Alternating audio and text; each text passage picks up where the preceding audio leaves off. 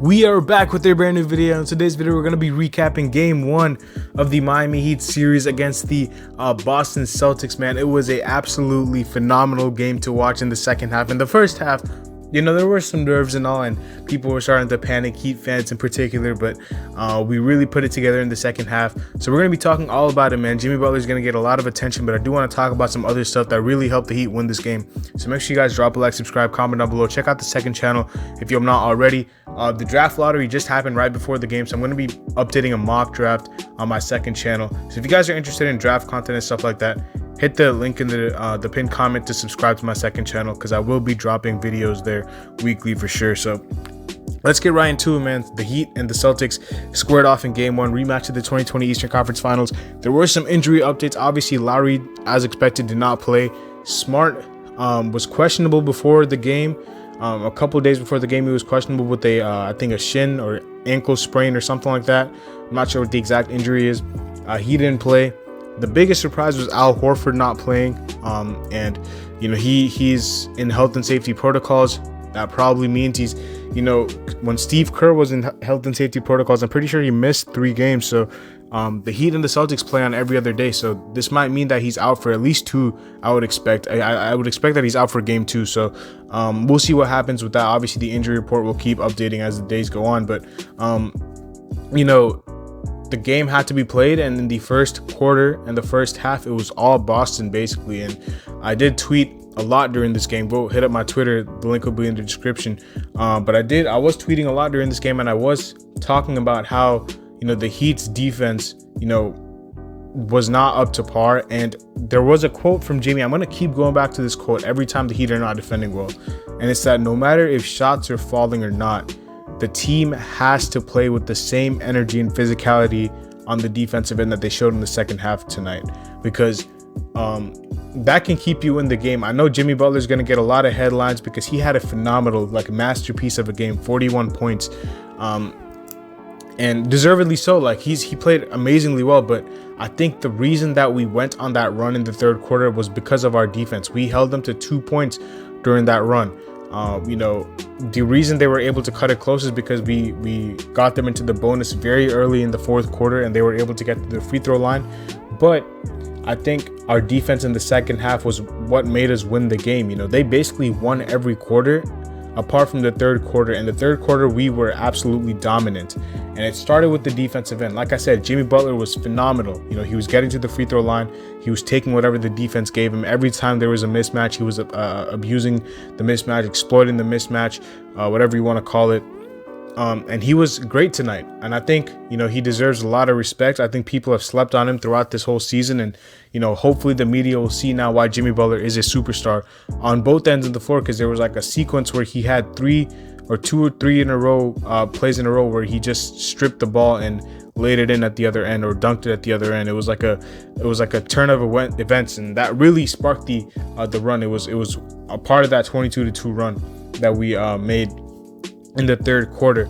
But apart from Jimmy, I thought Bam in the first quarter, the first half, kind of the whole game wasn't really, you know, looking for a shot, and I think that frustrated a lot of people. I saw a lot of Bam slander on the timeline. I'm not gonna lie, like, people were like talking about why Bam is not this and that, and I was telling people to relax, because the thing about Bam is that, like, I know he has to be aggressive. Like, that's not anything that I'm saying that he doesn't, but I'm saying that for Bam, in the first half, he was the only guy defending. Like, he wasn't getting any help from his other players defensively. Every time he was switched on, the reason Robert Williams was getting so many open looks was because, you know, Bam would have to help off of dribble penetration, or Bam would be switched onto a guard on the perimeter, and then no one else would do their job on Robert Williams, you know, down low. Robert Williams is going to be huge this series. He already showed why, because I've been high on Robert Williams since college, and I remember when he fell to the Celtics at 27 or whatever the pick was, you know, I thought he should have gone to like Charlotte or the Clippers. I think that was like 12 or 13, and then I think he fell all the way down to 27. But that's a different story. Robert Williams is going to be huge in this series because he's a lob threat that they don't really have otherwise. You know, Tice is not a lob threat. Horford, you know, at his age, is not a lob threat.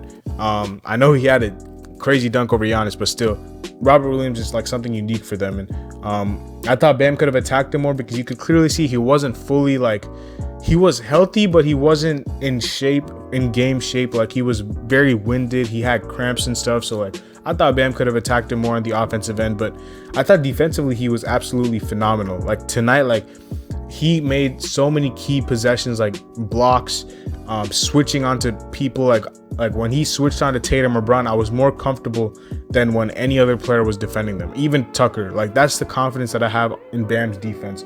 And he's never going to let us down on that end of the floor. It's just the offensive part where you just have to be a little bit more aggressive and look for your shot more, because the times that he did, go to the paint and attack, the centers of the Celtics, he got to the line or he, scored. So I thought he could have been a little bit more aggressive, and I'm sure the team will talk to him about that. PJ Tucker, I mean, if you look at his box score, he had 5, 6, and 3 or whatever. He was huge, man. PJ Tucker is a warrior. He's playing on one ankle right now. I don't know what the update on his ankle is going to be, but he was fighting, man. He went down in the first half.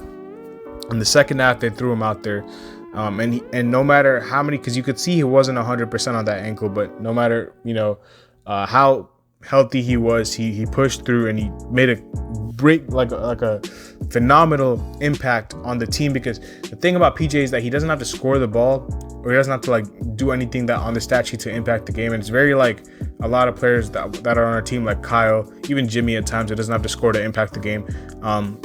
But as a leader, this guy is second to none. And I'm so proud of him. I'm so proud of the 2 undrafted guys in our backcourt, Vincent and Strus. Strus in the first half was terrible. That was the worst I've probably ever seen Strus play. And then in the second half, he the thing about Vincent and Strus is that they have such a strong mentality that nothing really bothers them. That's what you get when you've been playing with these guys all season. These guys have been thrown into the fire so many times, and I know the pressure is really high right now, but it doesn't get to them because they've been playing in pressure situations the whole season, playing when guys have been injured, and that's what pays off when you have these 2 undrafted kids like this.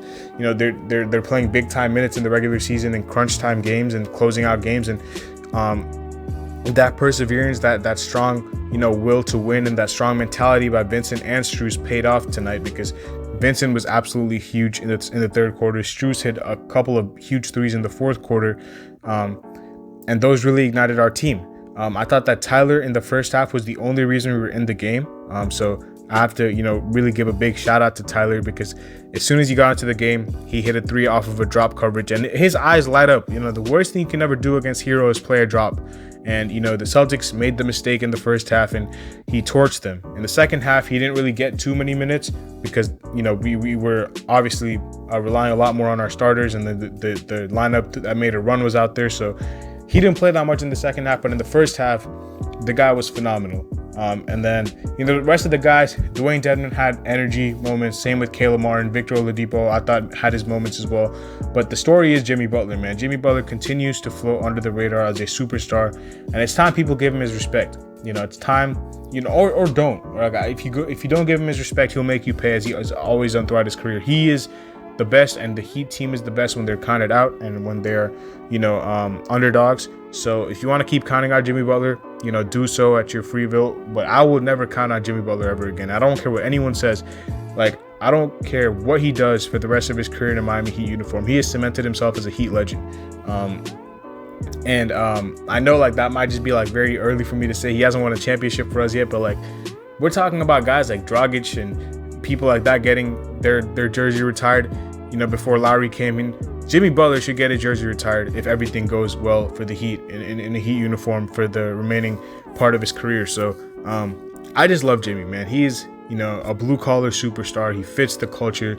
I know a lot of people are getting angry about him getting to the free throw line, but the thing about Jimmy is that he doesn't try to game the refs or game the officials. He just tries to, he is so strong and so physical that he initiates the contact, and you can't do anything but foul him. And the Celtics were biting on every pump fake. They had no opportunity to stop him other than send him to the line, and they weren't even arguing some of the fouls because they knew they were fouls. So to all the Celtics fans out there, man, I'm sorry, Jimmy Butler, most of those were fouls, bro. Like, I can't say anything else to you. But yeah, so we're gonna wrap up the video, man. Let me know what you guys thought about it in the comment section below. I'm super excited for game 2, super hyped for it. We cannot let our foot off the gas pedal. The series is not over. So I'll see y'all later as always, man. Peace.